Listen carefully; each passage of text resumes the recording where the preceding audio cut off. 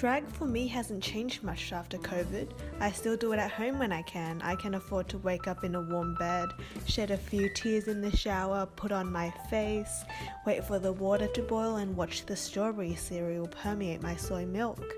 My biggest worries are probably completing assignments and going to the post office later in the day to mail off a letter to a friend. But for my friends who rely on drag for their income or have previously performed or consistently engaged with the local scene, the ramifications are far greater and serious. So normally I would travel about 8 hours a week to the closest city. That way I can be involved and support my local drag scene. As you know, drag is a way for many queer people to express themselves and feel safe in that way. So now that we've lost that physical interaction, you feel a little bit lost within the community. But there's heaps you can do in terms of trying to stay connected and use the internet for its advantages, I suppose. Like the first thing is that I'm doing a lot less than I would normally be doing, especially right now would have been like the lead up to Pride. The past weekend, like last year, I had 5 gigs in a row. I haven't been coming up with ideas for the future because it just makes me feel down that I can't do it at all.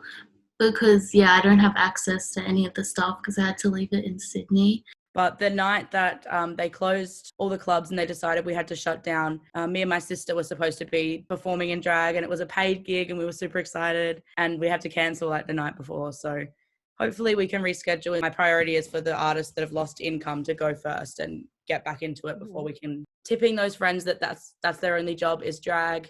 Watching when they can, sharing their content, posting it wherever I can. That's all I can do. I'll worry about myself later.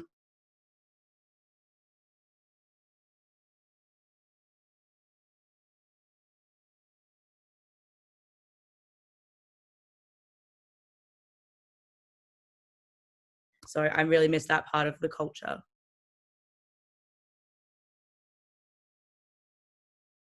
It's so overwhelming, like even as a viewer, I find I'll be like popping in and out of shows a lot. I have a bad attention span. When you do it online, you can't gauge the response, so you don't really know what to improve on sort of the next time you do it.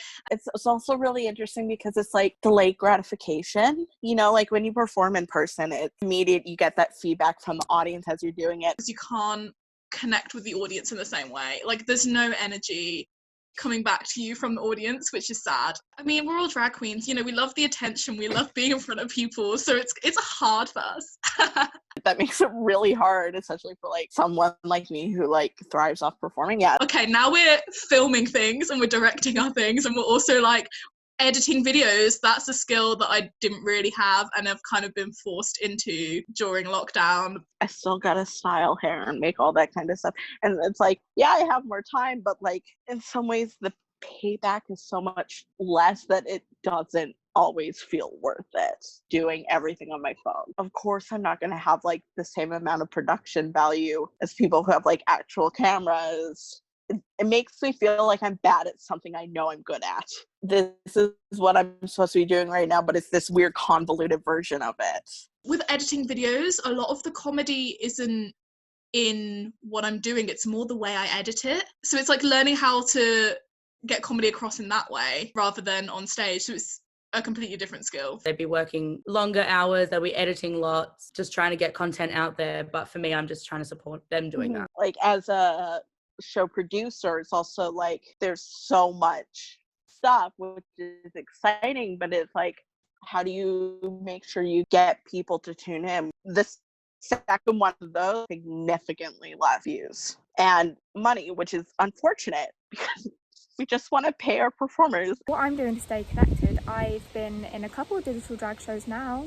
The only thing that I would change about the online drag community now is tipping. Queens and kings don't get tipped enough. All the hard work that everyone's putting in, I just think it means so much more when you know that you can rely on tips to help keep living as you normally would, One way I've tried to stay connected, tipping my friends. So a couple of people have done a lot of makeup looks more so than performances. So just acknowledging, you've put in a lot of time, put in a lot of effort. Here's a tip to just say, I'm glad you're still giving it, your best that we can do in this time. Just trying to make sure they still feel appreciated as artists, even though they're not expressing it in the same way they used to. I really feel for them trying to make it work when that's not really their environment.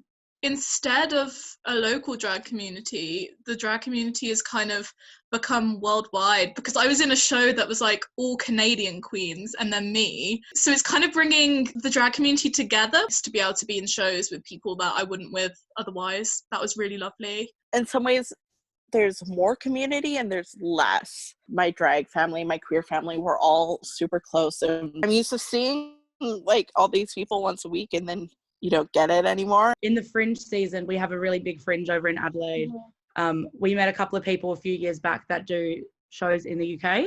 So now we've been able to go to their drag brunches and stuff like that, which is pretty cool. I think it's amazing, all of this, but all supporting each other on different levels, engaging with each other's shows, hyping each other up like we'd normally do, but everyone's closer now.